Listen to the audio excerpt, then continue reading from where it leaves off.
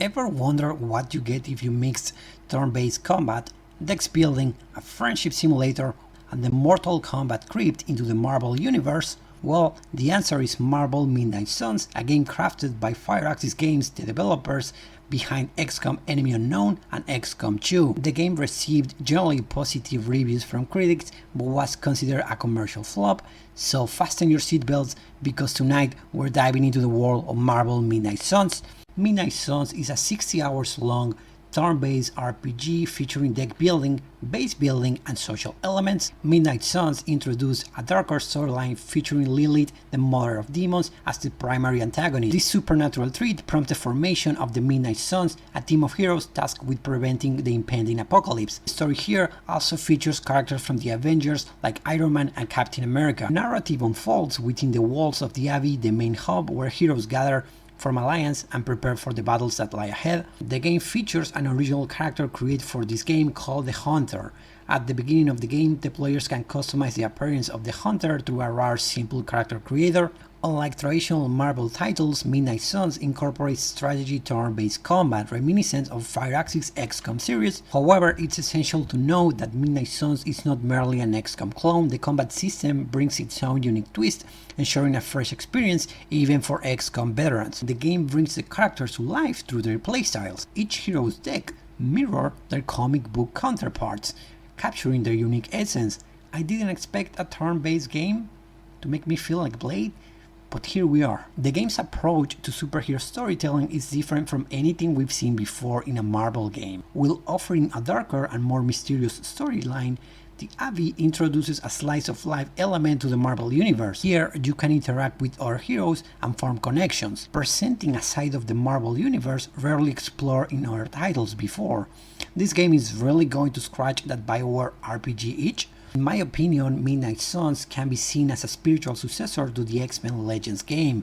Midnight Suns captures the essence of those earlier titles, offering a deeper dive into character development, personal connections, and strategic decision making. These games represent Marvel's longest single-player experience to date, feeling like one epic journey. The main campaign can take up to 60 hours to complete. 50% of your game time is going to be spent on combat, 30% is going to be spent on the friendship simulator, interacting with characters, 5% is going to be spent watching story cutscenes, 10% is going to be spent exploring the Abbey grounds and unveiling its mysteries, and 5% is going to be spent in menus. There are like 3-4 hours of hand-holding before things open up, but after that you can do the story at your own pace. Now let's explore Midnight Suns game mechanics, characters, and overall presentation. The first game that comes to mind when I hear Firaxis is XCOM, more precisely XCOM 2. However, truth be told, I feel like Midnight Suns has more in common with Chimera Squad, which was already like a diet version of XCOM 2. Much like Chimera Squad, most elements that make XCOM feel hardcore, or at least hardcore compared to other turn-based games, are absent here. First and most important one is that there is no permadeath. Yeah, characters who lose all their health in combat get injured and need to rest a few days before being in optimal condition for combat. While you can still bring them on missions, I don't recommend it. The game encourages the use of different heroes by making specific characters a requirement for certain missions. Later, you can unlock an upgrade for the yard that lets you heal heroes in one day. Secondly, there is no time limit for missions. So once you unlock side missions, you are free to play the campaign at your own pace and complete as many side missions as you want. And finally, you can't lose the campaign. There is no game over here. Like, there is no scenario where Lily takes over all the regions in the war and you have to start over from zero.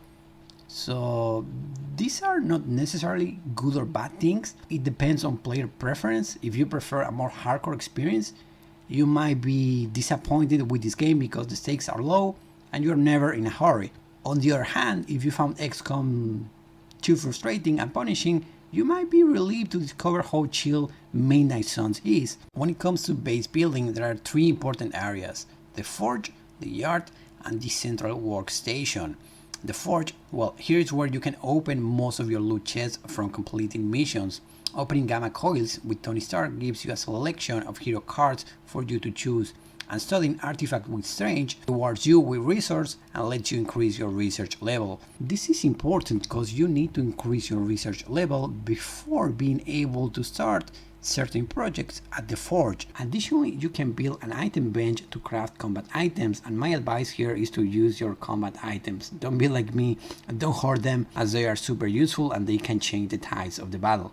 The yard, this is where you get to upgrade your heroes and their abilities. You can also spend credits to train with a hero once per day. This will reward you with multiple things, including friendship XP and training XP. Training XP can be used to increase, well, your training level, and with each level you get different bonuses revolving around environment damage, like dealing more damage with explosives or making your thrown objects deal more damage. And finally, we have the central workstation. Here is where Captain Marvel can decrypt intel, and you can dispatch heroes on special operations. Those operations reward your heroes with more cards, and when you send a hero on a special operation, then he's not going to be available for combat. Later, you can upgrade the central workstation to allow you to send 2 heroes per day on special operations.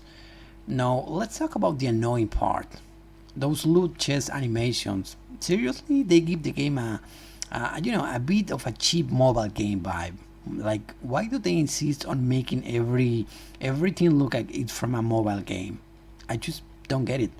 Anyway, mission rewards come in a variety of forms. So you want to strike a balance between getting intel, artifacts to increase your research level, and credits, which you need for almost everything. Good news is that unlike XCOM, there are no wrong choices here. Sure, some upgrades are better than others, but since there is no time limit, spending resources on less useful upgrades doesn't feel punishing. So yes, there is no such thing as having to restart a campaign because you made a poor choice when it comes to upgrades on the Abbey.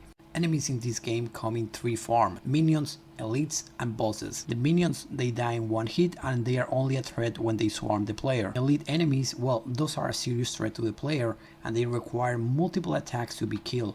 And they can do all sorts of things, from healing each other, applying debuff to your heroes, turning minions into time bombs. Some can shield our enemies or mission objectives, forcing you to kill them as quickly as possible to complete an objective. Some even split when you hit them, forcing you to attack them with a high damage move, unless you want to have like 5 copies of the same enemy on the map. Bosses are the biggest threat you can face in the game. They require the coordinated effort of all heroes to be killed. They all have unique gimmicks. For example, Sabretooth doesn't have to wait for you to finish your turn before attacking your heroes, meaning you have to think twice before using a card.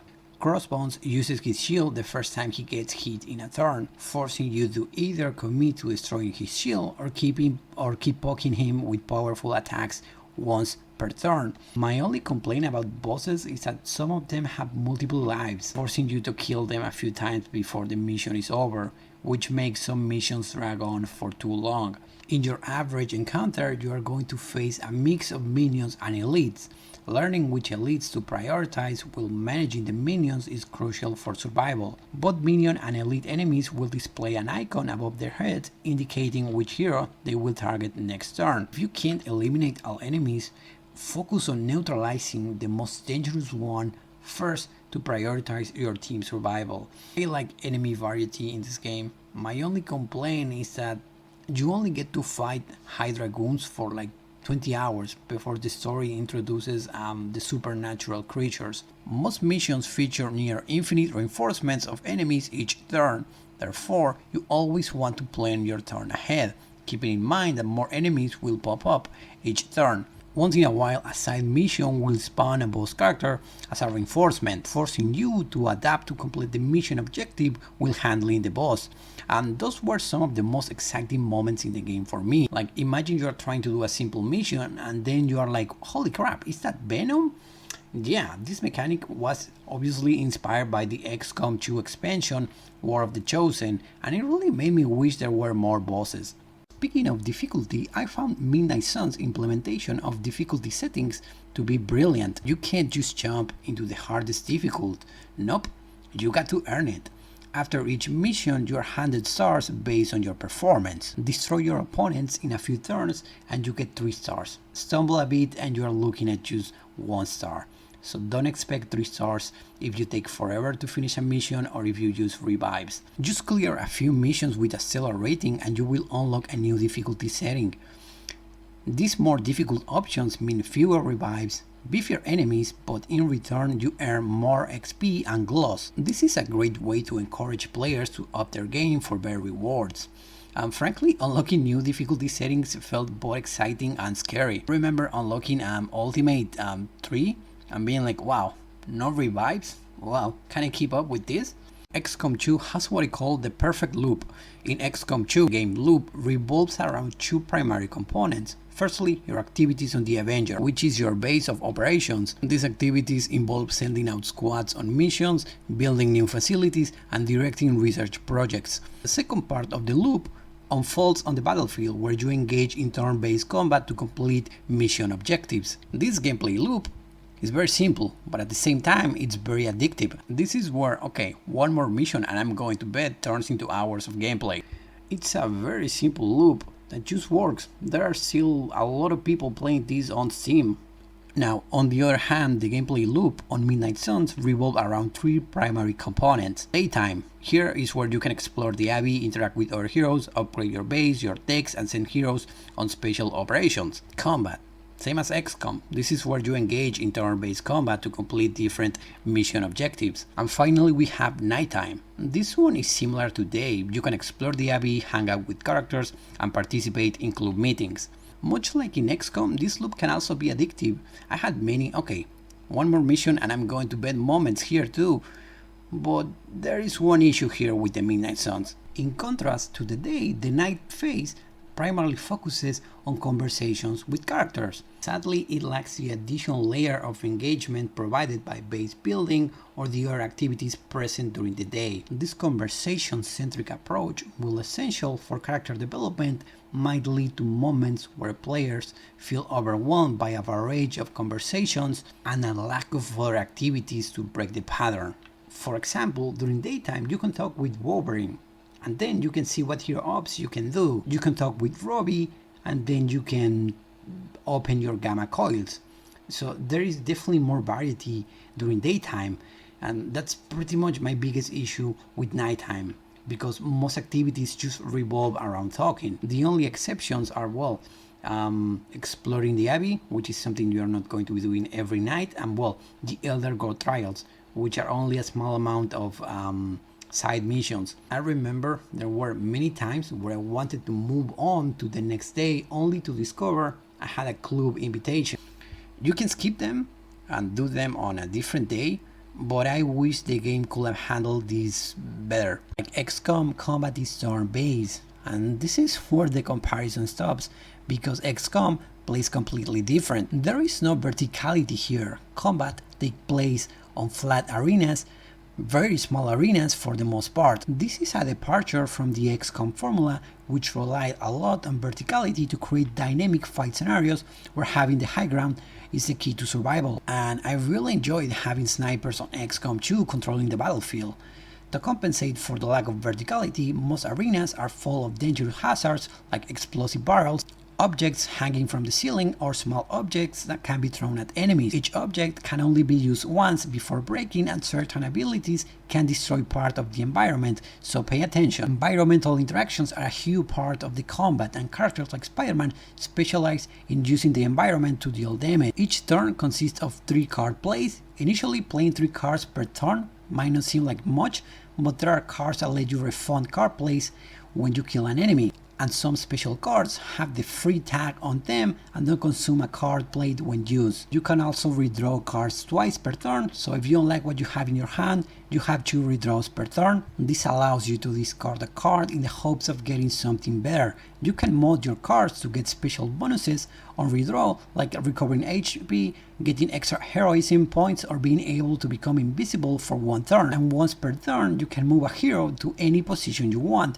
Early in the game, you unlock the ability to show enemies against each other or against the scenery. Certain cards can also grant you extra moves per turn, providing greater freedom in placing your heroes. Environmental attacks don't consume a card played, but they cost heroism, which is the special resource you get by playing attack cards or skill cards. Each heroic card has a heroism cost associated with it. Now let's dive into card building.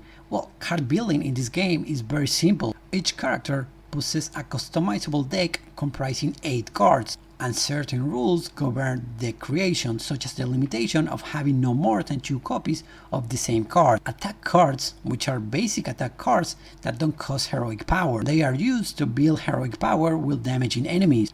Skill cards, primarily used to buff your heroes and generate more heroic power. And finally, we have heroic cards. These are extremely powerful cards that consume your heroism power. Each card can be upgraded once by using a copy, and once you obtain a card, you can craft a duplicate by utilizing blueprints and materials. Characters, excluding the hunter, typically only have around 10 unique cards. So yeah, card hunting in this game is very forgiving. Each character has a legendary ability that you can unlock by meeting specific conditions, and then we have card mods. Well, I just told you that card hunting in this game is very forgiving, and I still think that's true, but as you progress in the game, you unlock the ability to apply mods to your cards. Mods are essentially random perks that can add powerful effects to your cards. However, this is where I encounter an issue with the game. While the game generally provides clear information to the player, the transparency falters when it comes to mods. There are so many effects, I was surprised to discover that a mod could roll the free perk, allowing the card to be used without consuming a card play. You can always check the wiki to see all the possible effects on a card, but I wish the in-game communication regarding mod was more explicit. Perhaps adding something like a compendium. It's also worth noting that the cost of rerolling mod increases with each attempt, and those can get really expensive. But my advice, don't worry too much about mods. It's something you unlock like halfway through the game, and it's, mods can also work as a post-game activity where once you finish the campaign, you can keep playing, trying to get those perfect mods for your cards. The Abbey serves as your central hub where you can upgrade decks, research upgrades, and engage with the rest of the cast. While Lilith unleashes chaos in the outside world, we're over here, relaxing by the pool. High school superhero drama vibe is a complete tone shift from the gravity of the main story. If you're into rom-coms or slice of life anime, you'll be right at home. But if you were expecting something more profound, sorry to say you might be disappointed. The game doesn't try to hide its intentions. It's clear from the start that it's leaning toward the silly side. Don't get me wrong, there are serious interactions, some intriguing, like Captain Marvel discussing Thor and Hulk power levels. However, I wish there were more of these, such as Wolverine delving into the Weapon X project, or Robbie sharing more about his background. Oh, and something very important. Yeah, there is no romance here. That was obviously a Marvel decision. Some characters like Cap or Tony, they have like 60, 80 years of history, so they obviously didn't want to mix the new character created just for this game with those characters that already have so many years of history.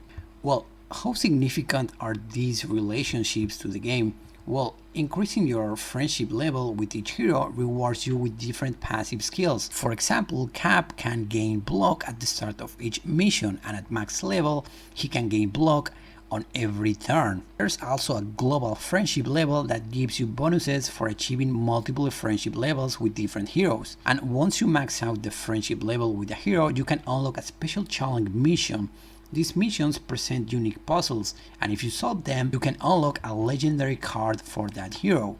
And well, there are a lot of different interactions you can have with characters. For example, the most common one are, well, your standard conversations, where you can interact with our heroes and you will be presented with multiple choices, and depending on what you choose, your friendship XP might go up or down. You also have hangouts, which are nighttime activities where you invite a hero to join you on a, let's call it, well, they are not really dates, so you can just chill out with a hero. The game is going to offer you 3 different options for hangouts, but it's usually very easy to figure out their preference. Like obviously someone like Robbie likes video games, someone like Wolverine likes drinking. There are also hero requests, side missions revolving around finishing a mission with a specific hero, gaining a friendship level, or answering something like a simple question. You can also give compliments to heroes, and compliments are a resource. Yes, they are stored in your inventory. Oh, and similar to hangouts, there are havens, but you can only do those during daytime. And there is a limit.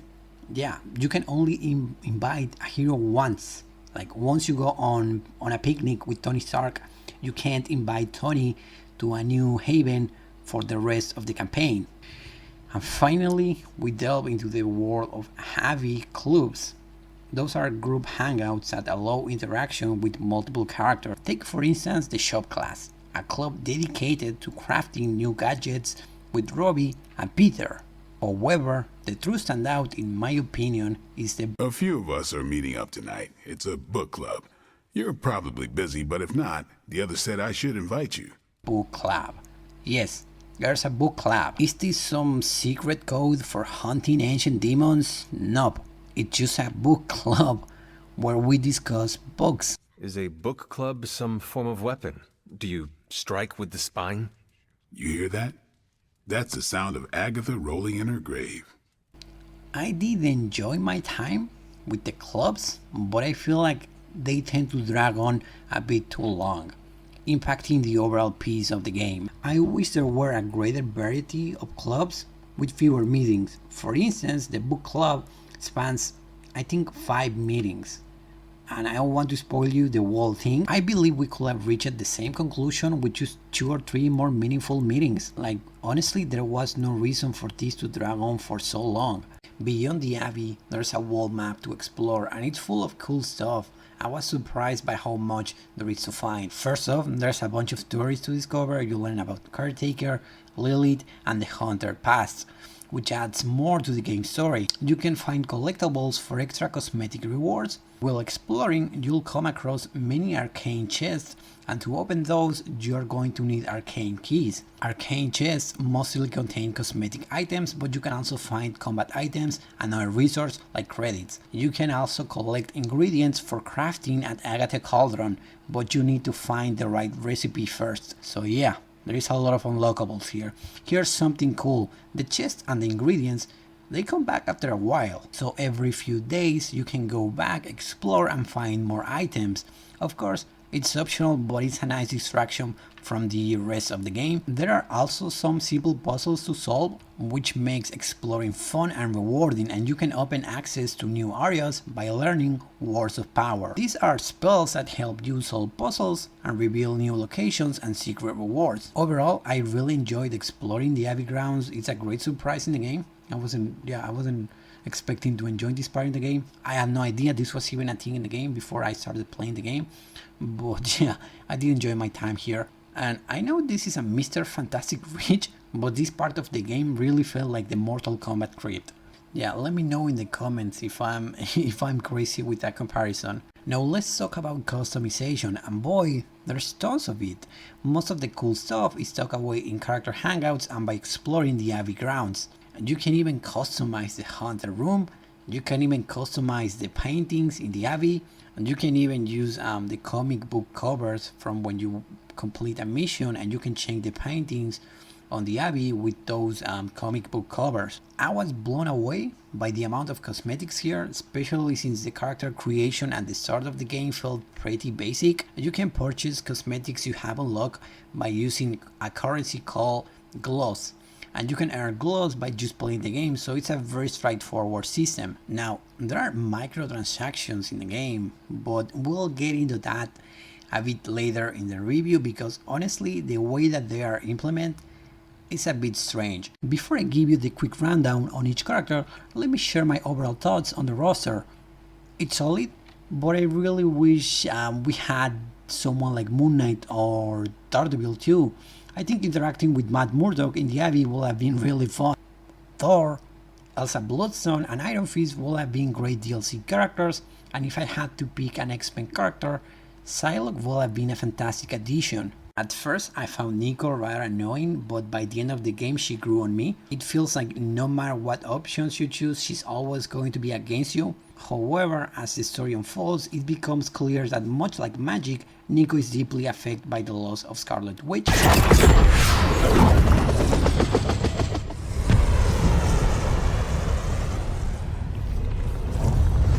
In combat, Nico adds an element of randomness to the mix, with many of her cards having unpredictable effects. She's a versatile character, serving both as a support and a damage dealer. If luck is on your side, you can clear out numerous enemies in a single card played. Additionally, Nico brings healing and various buffs to the team.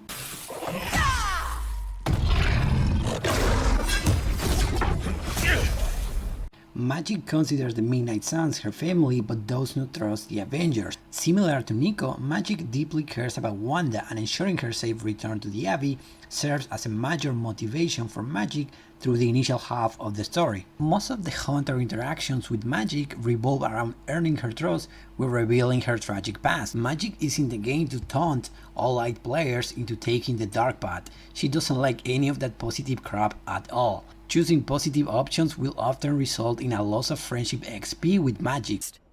Korasho Bumir. What did you just say? Just tell the team I will be watching over them. Magic excels at battlefield control, utilizing her unique ability to reposition enemies and open portals to Limbo. Magic starts out weak, but her power increases significantly as you unlock upgrades, especially those related to manipulating and shoving enemies. Later, you unlock a card that increases the damage you deal to enemies sent into Limbo portals, and this card stacks with each use, meaning you can end up doing massive damage just by pushing enemies through portals. She can also summon a character from the Abbey into the battlefield, but yeah, having a fourth character is not as good as you think in most situations. Me. You've gone through so much, and here I am getting comfort from you like a selfish jerk. Almost as bad as an Avenger. You're not that bad, Ilyana, I promise. I enjoyed this iteration of the Scarlet Witch. My only complaint is that you don't unlock her until you have completed about 75% of the story.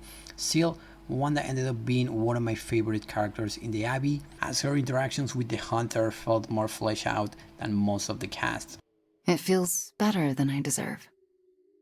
No, it is exactly what you deserve. And that is... A chance. Scarlet Witch specializes in area effects, dealing damage, applying buffs and debuffs. However, her starting deck is probably the weakest in the game, making the initial fights with Wanda feel like a bit of a slog. So if Wanda doesn't click with you at first, then I recommend to keep playing, and I promise you she's going to get a lot better once you start getting more cards for Scarlet Witch. With her focus on status effects, Wanda proves to be both a great support and damage dealer. She can confuse enemies and make them hit each other. The detonate ability can trigger any explosive on the map for massive damage. Although it's a very situational move, when it works, man, it feels amazing. Wanda has a unique passive ability that can debuff nervy enemies, and you can increase its range with a card. However, I found this to be very situational. Hunter and Spider-Man! Hunter and Spider-Man! One is a hunter, the other Spider-Man. They are Hunter and Spider-Man! So, what do you think?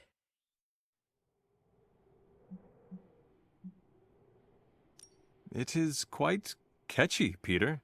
I don't know how to say this, but Peter Parker is my least favorite character in the Abbey. I'm not sure if it's because since we're already used to seeing Spider-Man as the main star, the developers decided to focus more on other characters. But this version of Peter felt like it was missing something. I was really looking forward to interacting with Peter, but most conversations with him felt flat. I don't want to spoil you the whole thing, but this version of Spider-Man has never been part of the Avengers, and there's a dynamic element to his character where he's grappling with the decision of where he wants to align himself with the Midnight Suns or join the Avengers. I wish to explore this aspect more in the main story. The saving grace for Parker comes in the form of his bromance with Robbie. I really liked this duo. However, outside of this dynamic, Parker's presence often feels uninspiring, so Peter Parker in this game? Yeah, not quite my tempo.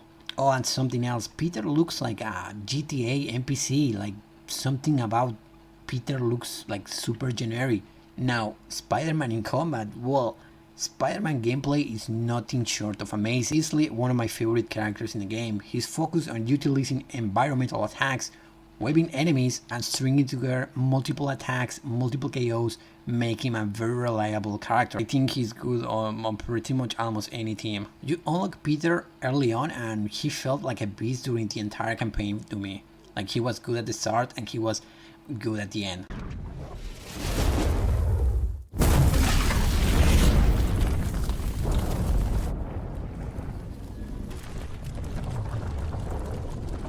You will know the true face of vengeance. Well, many of you are familiar with Johnny Blaze Ghost Rider. I guarantee you that Robbie doesn't fall behind Johnny in terms of epicness. Oh, and he's Johnny Blaze's #1 fan. Robbie is incredibly likable and easily connects with everyone in the Abbey. On the other hand, Robbie usually struggles with self-doubt, which is a topic he brings up too often, maybe a little too often. This is a trait he shares with Peter, with whom he later becomes good friends. Personally, I found Robbie more compelling than Parker in this game. Despite the occasional self-doubt moment, Robbie's deeper connections, like his relationship with Johnny Blaze and his unique backstory, offer something new and intriguing for players to discover. In combat, Robbie is a high-risk, high-reward type of character, offering the potential for massive damage but at the expense of his own life force and card resource. This dynamic forces players to find the right balance between dealing heavy damage, healing, and avoiding death. They really got Ghost Rider animations right. He feels like a force of nature in combat. If you want to be friends with Blade, just tell him.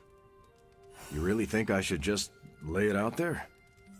You guys fight hordes of bloodthirsty killers and not bat an eye. But you want to tell another human being that you enjoy their company and you forget how to speak. These days, it's weird having Cap on a team where he's not the leader.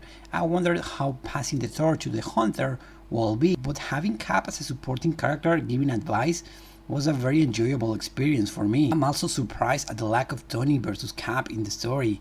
Glad to see the writers didn't have to rely on the Cap and Tony rivalry to keep Cap relevant. Captain America is all about shielding allies by redirecting enemy attacks against himself by taunting enemies. There is a card that lets Cap gain block every time he deals damage. My favorite combination is using this card with a card that lets me counter attacks. This way, I can taunt a bunch of enemies, force them to attack Cap, counter all of them, and then recover some of the block I lost while keeping everyone on the team safe. Well, Tony Stark's portrayal in the main story was pretty good and a good portrayal of the character. I found Tony interactions within the Abbey somewhat lacking in excitement. In the story, we witness Tony dealing with the constant frustration of being outsmarted by Bruce Banner, who always seems to be one step ahead of the team. Meanwhile, in the Abbey, we see Tony embark in a journey to understand magic with the Hunter, which to me felt boring. Like, I don't even know how is it possible to make someone like Tony Stark feel boring. Tony was one of the first characters I got to maximum friendship level. Yeah, within the Abbey, Tony simply, he didn't click it with me. Which, it's a shame because Tony was one of the first characters I got to maximum friendship level, which gave me the wrong impression about friendships in this game. Like, I was really under the impression that friendships were going to be something boring, but some of them ended up being quite compelling. Luckily for me, Iron Man felt amazing during combat. Tony has a very unique playstyle that centers around upgrading Iron Man cards using redraws. Instead of discarding a card, you are going to enhance it. It dominates the battlefield with many hero cards revolving around dealing damage to multiple enemies. Yeah, wiping the entire map with Tony, it's something you really need to experience. He's also a very decent support. He can shield his allies and he can also debuff enemies. Strange plays an important role as one of the mentors on the Abbey through the early story missions, frequently offering advice. This dynamic layer shifts as your friendship with Steven develops, with Steven often seeking advice from the Hunter. His interactions within the Abbey In the story, they primarily revolve around his ongoing rivalry with Tony and the intriguing magic versus science dynamic. I'm going to be honest, I wasn't really expecting Stephen Strange to be more interesting than Tony Stark in the Abbey. Since you unlock Strange at the beginning of the game, I don't think most players will be able to judge how strong he is.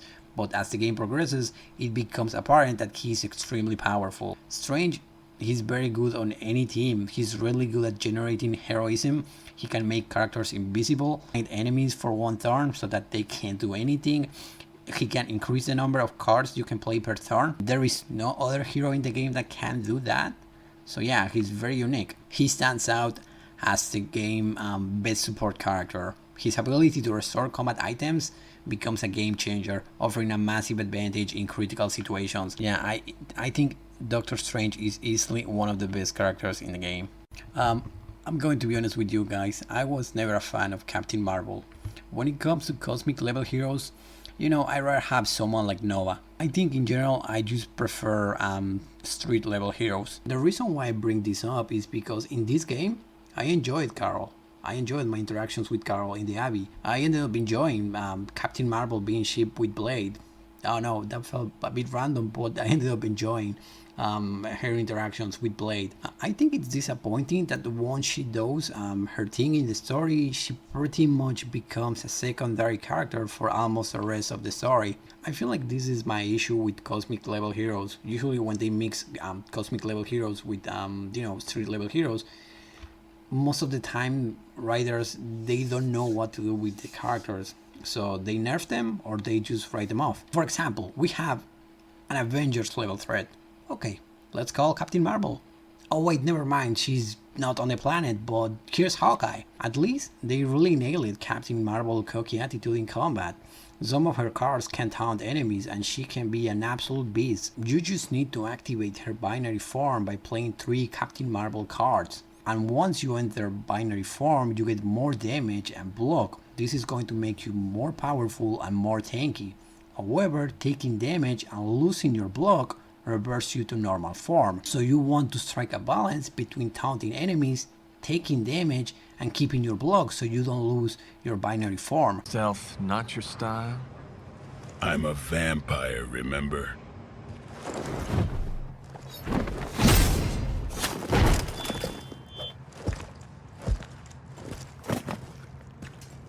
We invented stealth.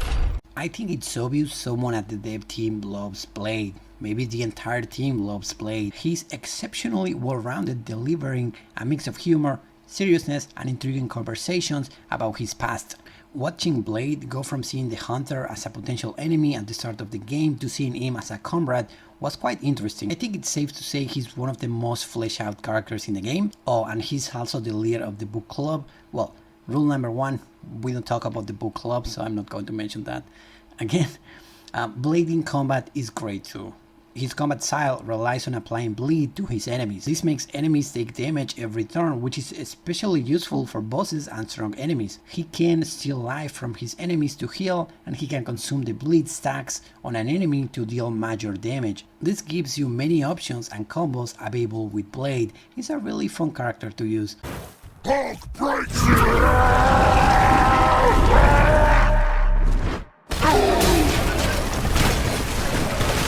Some for the rest of us. You unlock Hulk near the end of the game, and by near the end of the game I mean pretty much when you are very close to the final mission.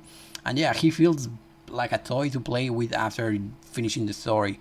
Sadly, there are no friendship levels with Hulk. You can't invite Banner to hangouts. This makes training with him in the yard almost pointless, because he doesn't get friendship XP.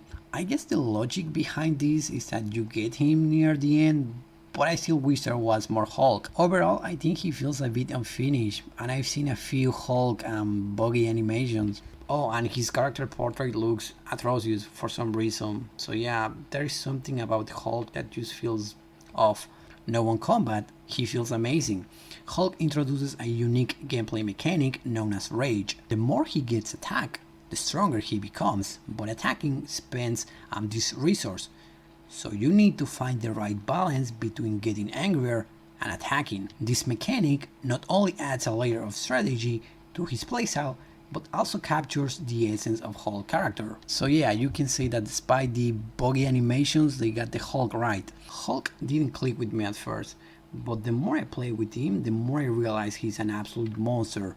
Being able to stun enemies with so little effort is an absolute godsend. His legendary ability, War Breaker, absolutely melts everyone on the screen. You want to pair Hulk with a support character, or someone that generates a lot of heroic power, because most of his powers consume a lot of heroism. Logan joins the Abbey like halfway through the story, and the game does a good job at making him feel like a lone wolf. Exactly what you will expect from someone like Wolverine. He's very cautious about getting too close to Earth because those who do often face, well, unfortunate consequences, so Hunter's relationship with Logan revolves around earning his trust. He mentions Sabretooth pretty much healing most of the people that were close to Wolverine. He's also one of the few people in the Abbey that actually side with Caretaker. Now, my first reaction to Wolverine in combat was, what is the damage? But don't worry, he gets better later. His playstyle revolves around taunting enemies, delivering consecutive blows to multiple foes, or focusing on a single target for a damage buff. What sets Wolverine apart are his exceptional combat animations. They are truly a joy to watch and hear. Wolverine is also a tank. He's the only character that can auto-revive. Like, once he dies, you're going to get a special card in your hand that can revive Wolverine. He can also heal every time you redraw one of his cards, so if you're playing on the highest difficulty, you will learn to appreciate Logan's survivability. He's very hard to kill in this game. If you have ever played a Mass Effect game, you will feel right at home with the Hunter. You can choose between a light and a dark path, and I'll be honest, I wasn't really happy about being forced to play as an OC for this game, but the Hunter really grew on me. The Hunter is the most unique character in the game, featuring 30 different cards. He's the most customizable character in the game. Hunter has 3 different types of cards. Light cards, these specialize in support abilities that provide healing and building heroism. Dark cards, focusing on dealing damage or controlling enemies. And finally, we have power cards, offering a middle ground between offense and defense, so you can make your Hunter a strong support character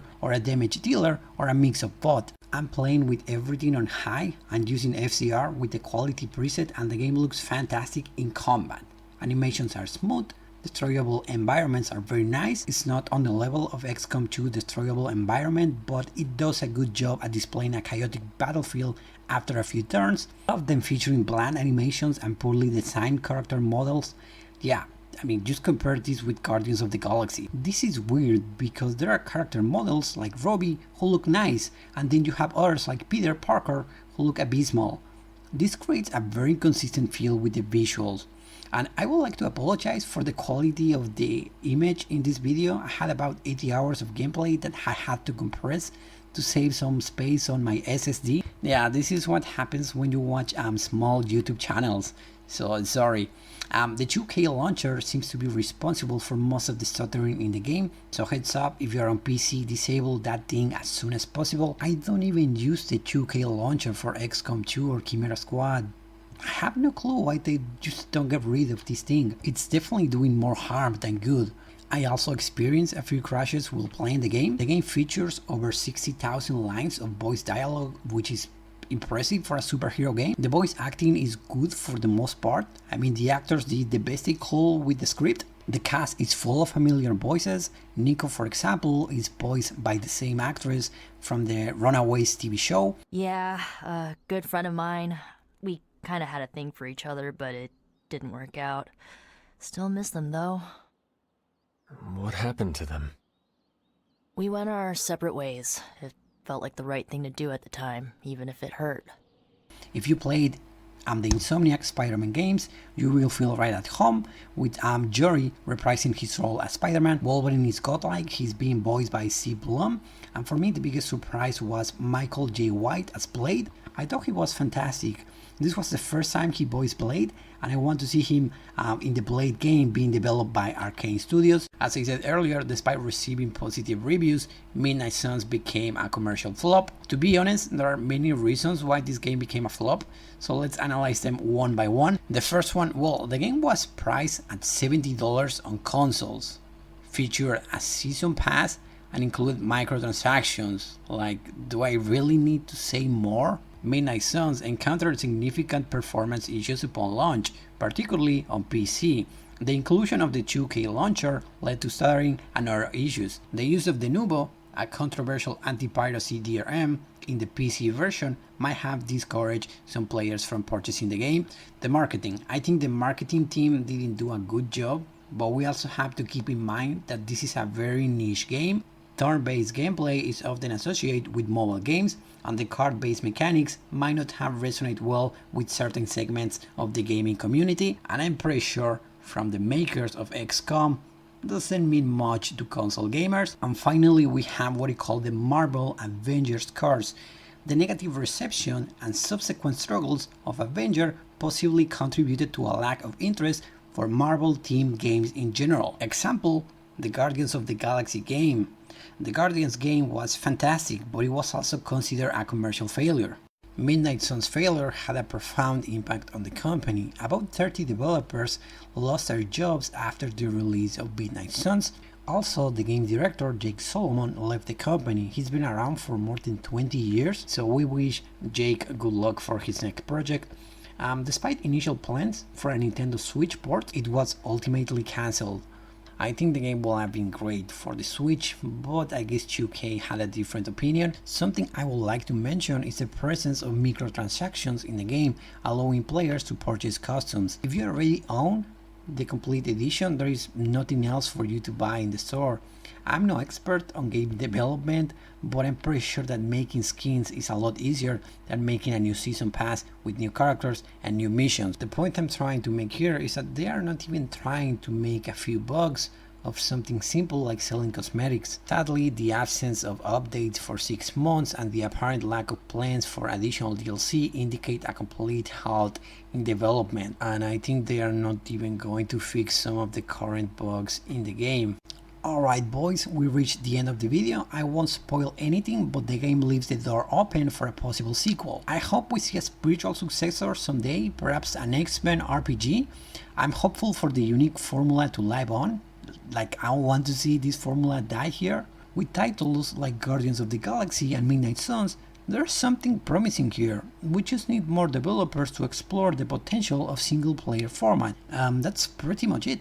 Thanks for watching. This was definitely a challenge for me because this game is massive compared to whatever I did before on the channel. I was hoping to cover other games, just to gain experience before having to cover this game, but the game usually goes on sale, it's on the humble choice, so I really want to cover the game now and see, if we can get more people to discuss this game. And I've been thinking about making a review on the DLC, on the Season Pass, something like Marvel Midnight Suns Season Pass, is it worth buying in 2024 or something like that? But let's see what happens with this video first. If you already played the game, feel free to leave a comment with your experience with Midnight Suns.